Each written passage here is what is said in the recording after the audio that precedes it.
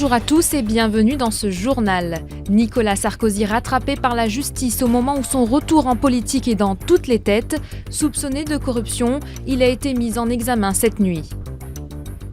Mondial de foot oblige, nous reviendrons sur les matchs disputés hier soir. Avec d'abord une victoire de l'Argentine sur la Suisse et de la Belgique sur les États-Unis.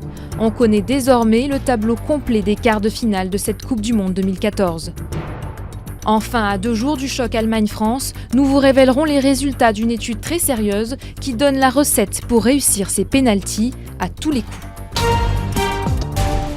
Nicolas Sarkozy a été mis en examen cette nuit à la suite d'une garde à vue de 15 heures. Une mesure spectaculaire au moment où son retour politique est dans tous les esprits. Les juges cherchent à savoir s'il a, avec son avocat, tenté d'obtenir des informations sur des procédures judiciaires le concernant en échange de promesses de postes honorifiques. L'ex-chef d'État a ensuite quitté le bureau des juges vers 2 heures du matin pour rejoindre son domicile du 16e arrondissement de Paris, où ses 3 fils sont venus le soutenir. Dernière minute angoissante, avant l'explosion. La joie des Belges enflamme Bruxelles. Les Diables Rouges consacrés jusqu'au Brésil, où les supporters rêvent déjà d'une finale. Il y a des bonnes équipes, mais je pense qu'ils peuvent y aller loin, ils peuvent encore y aller loin. Je pense que la victoire est méritée, 100 fois méritée. Maintenant, on va aller plus loin, on va battre l'Argentine et on va aller jusqu'en demi-finale et après on verra. Donc notre Coupe du Monde est déjà réussie. Mais on veut aller le plus loin possible maintenant. Et on peut y arriver. Cruel dénouement pour les supporters américains qui avaient fait preuve d'une ferveur inédite. Même l'enthousiasme de Barack Obama n'aura pas suffi. Des Américains tout de même fiers du parcours de leur équipe. Certains gardent même le sens de l'humour. Je boycotte les gaufres belges, les chocolats, la bière, tout ce qui est belge sera boycotté à Brooklyn. Les Belges ont endiablé jusqu'au bout de la nuit les plages de Rio, en attendant leur prochain face-à-face, samedi, contre les Argentins.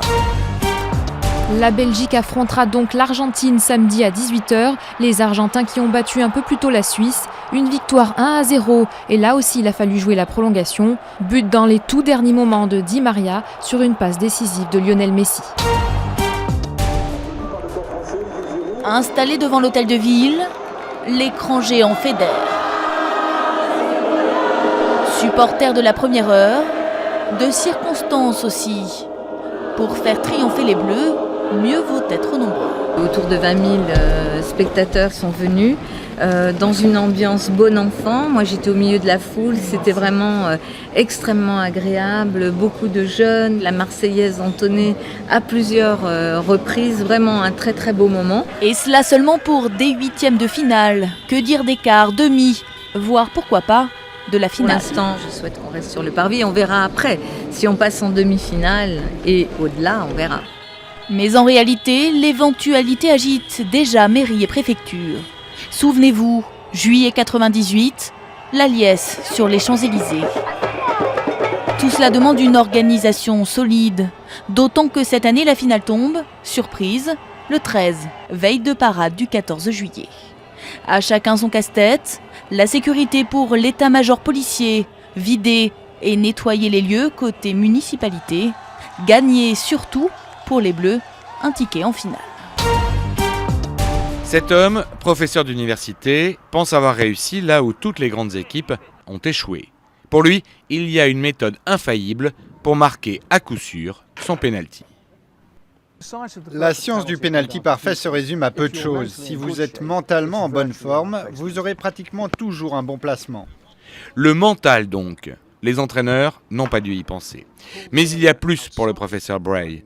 Après analyse de milliers de pénaltys, il a défini l'enveloppe de plongée du gardien. En clair, il faut tirer là où le gardien n'est pas. CQFD est très simple.